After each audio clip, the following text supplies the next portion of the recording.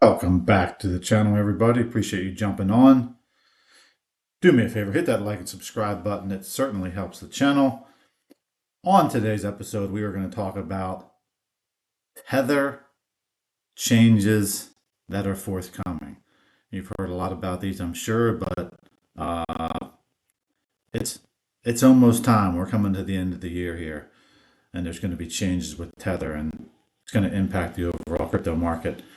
We'll also talk about 2025 expectations for Ripple and XRP, and also crypto taxes. If you're invested in crypto, stick around for some information on crypto taxes and how that is changing. Before we jump into the news, let's take a look at pricing. Bitcoin sitting at 94,454, $2 trillion market cap. Ethereum sitting at 3,368. Tether at the number 3 spot currently. Their market cap did dip a little bit to 139 billion. XRP at the number 4 spot, sitting at $2.17.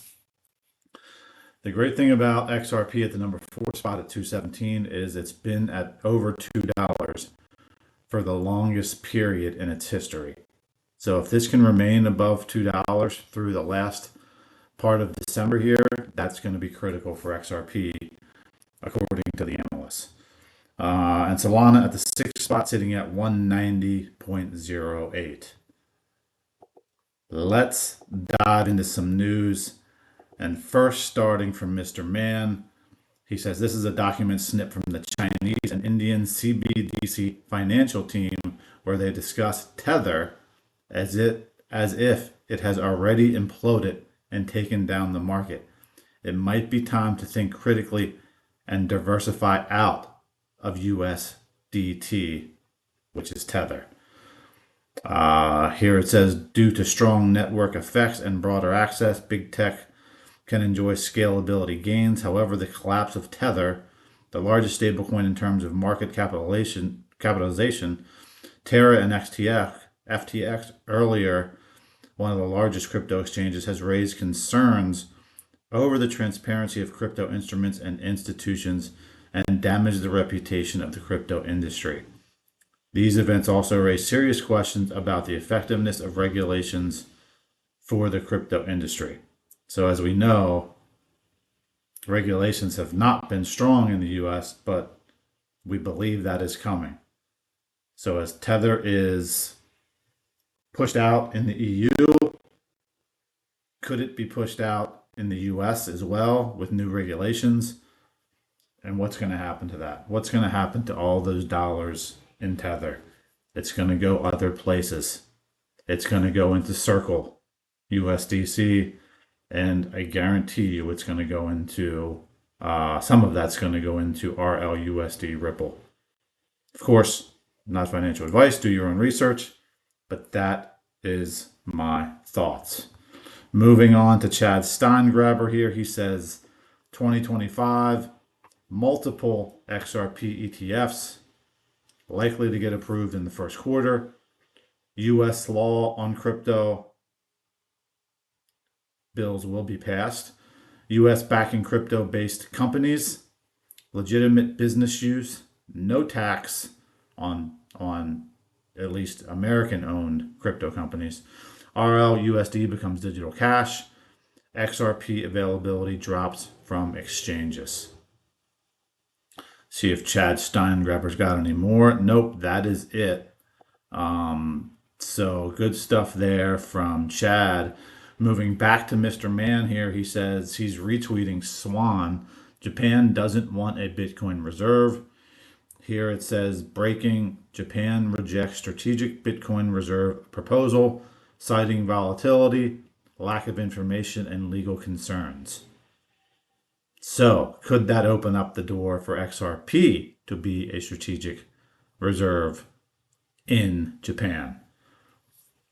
There's already word of their banks going to be using, many of their banks going to be using XRP come next year.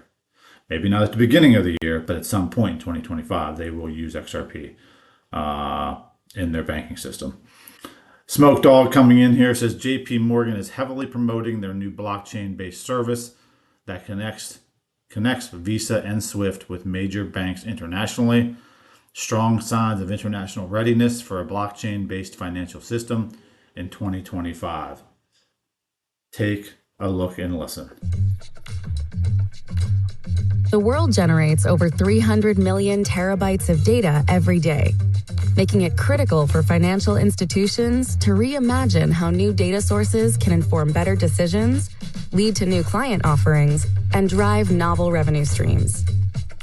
With Link by JP Morgan, we've architected a way for you to leverage collective intelligence across institutions, enabling you to securely access and share data beyond your walls, allowing you to generate new insights and power better decisions together.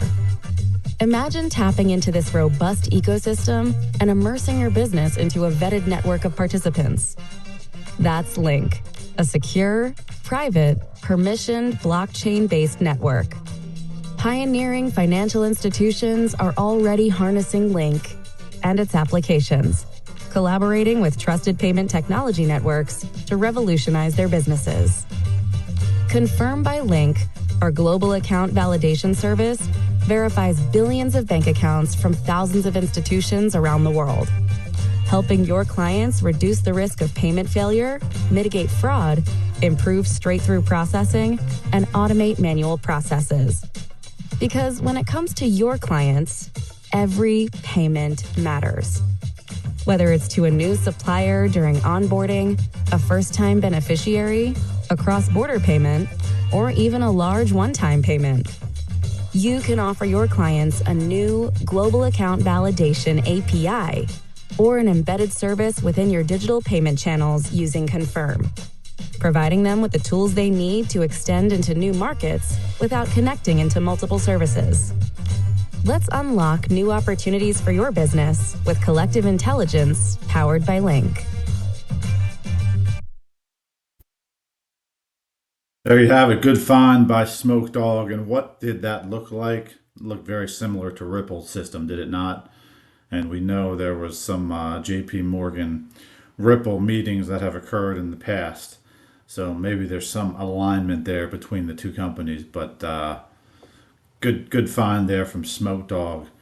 Here, coming in from Get Based, I highly recommend you follow this channel on X, How the Federal Reserve Secretly Enslaved the World, full documentary. What if the greatest threat to our freedom was created in secret by a handful of bankers on a remote island? Join us as we expose the shadowy origins of the Federal Reserve 111 years ago to this very day. Ian Carroll, this is very well done. It has a ton of views already at Get Based TV.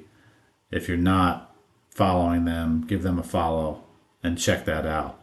Really, really cool episode there on the Federal Reserve.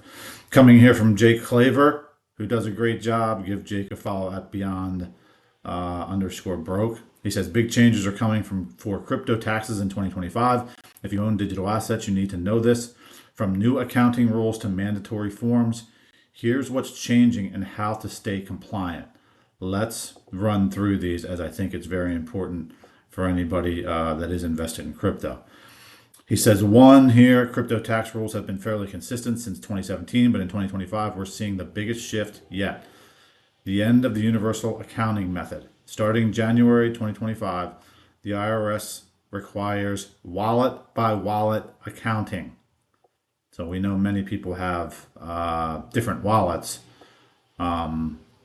So wallet-by-wallet accounting. What's wallet-by-wallet accounting? Instead of pulling cost basis from a universal pool across all exchanges and wallets, you must now track gains and losses separately for each wallet or exchange. If you bought XRP on Uphold, you can only use the cost basis when selling XRP on Uphold, not if you later transfer it to another wallet. This is a big deal because crypto transactions often involved transfers between wallets. Stocks don't work this way, making wallet-by-wallet accounting much more complex. To prepare, the IRS introduced a safe harbor plan. This plan allows you to transition from universal to wallet by wallet accounting and ensure compliance. But there's a deadline. It must be signed and dated before January 1st, 2025. To set up your safe harbor plan, start by downloading the required form. Next, choose your preferred allocation method, typically selecting the highest cost allocation first. Finally, sign and date the form, then save it for your records to ensure proper documentation. Without a safe harbor plan, you risk facing audits and penalties. The IRS may require you to amend past returns by applying wallet to wallet rules, which can be both time consuming and complex. Additionally, you'll lose control over how your gains are allocated. Starting in 2025, FIFO, first in, first out, will also be mandatory for crypto. That means when you sell, you must account for your oldest assets first, unless you specify otherwise before the transaction. FIFO could mean higher taxes if your oldest assets have the lowest cost basis. The safe harbor plan helps minimize this by letting you allocate your highest cost assets to the oldest lots. Without a safe harbor plan, selling your digital assets at a low basis can trigger a significant taxable gain. However, with a safe harbor plan in place, you can allocate assets purchased at a higher basis as the oldest, effectively reducing your taxable gains. So there's a few more there from Jake that you can see. So you could absolutely YouTube this as well. He has a video on it.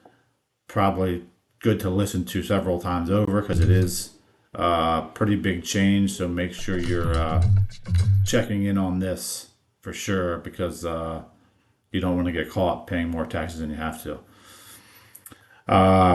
Coming in here from Mr. Mann. He is talking about 21 shares market outlook suggests that Tether exiting the EU due to non-compliance has been anticipated, meaning institutions have been expecting this to happen. And he just, excuse me, let me get back to that. He says here in the attached, in the EU, regulatory clarity from the MiCA framework is anticipated to boost euro stablecoins, potentially accelerated by the anticipated delisting of non-compliant USDT. In the US, stablecoins are poised to support dollar dominance as investors seek yields amid low interest rates and rising debt, bolstering demand for digital dollars and the national debt alike. So again, another insight there to Tether headed in the wrong direction. And finally here from Emily, she says Robinhood and Bitstamp drive XRP Ledger into the 1 quadrillion derivatives market. If only 1% of this came onto the XRPL, it would be over $10 trillion in tokenized derivatives. XRP is going to make history in 2025. So let's take a brief listen to this from Robinhood CEO. And if you think about a business or an institutional investor, they also want access to the things we offer. You know, they want 24-hour access to the equity markets, and want industry-leading margin rates, a great customer experience. So over time, I do think you'll see us branching more out into serving other types of customers, not just retail, but also businesses and institutions.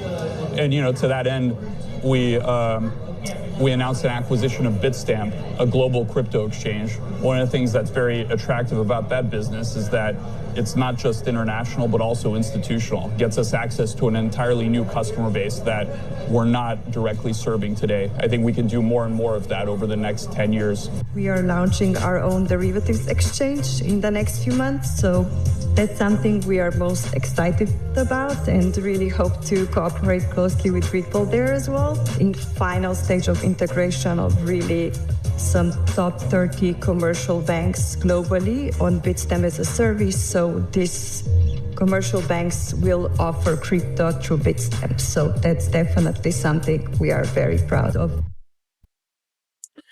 Keep an eye out for that, ladies and gentlemen. The connection between Bitstamp, Robinhood, and Ripple is going to be huge. Appreciate you jumping on. Do me a favor, hit that like and subscribe button, and we will see you on the flip side.